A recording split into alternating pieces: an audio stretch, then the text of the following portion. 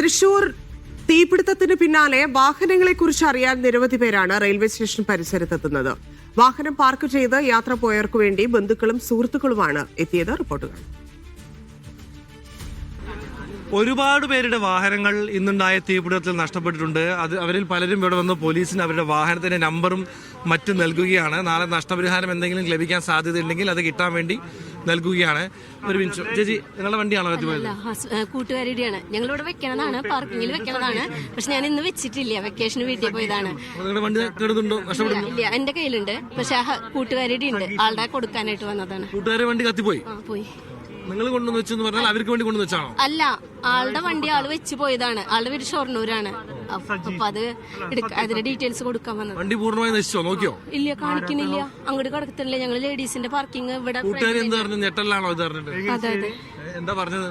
ഇല്ല, ആള് ഞാൻ ലൈൻ വിളിച്ചോണ്ടിരിക്കുകയാണ്. എന്താണെന്ന് അറിയാൻ ഞാൻ ഓടിപ്പോന്താണ്.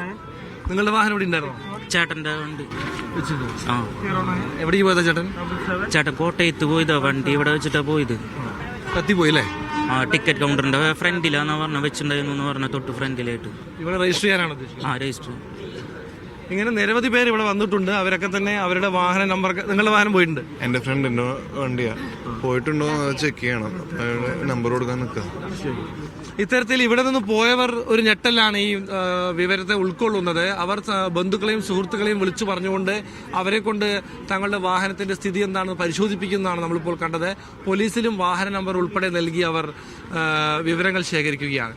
തൃശ്ശൂരിൽ നിന്ന് നടരാജ് പരശുറാം, മീഡിയ 1.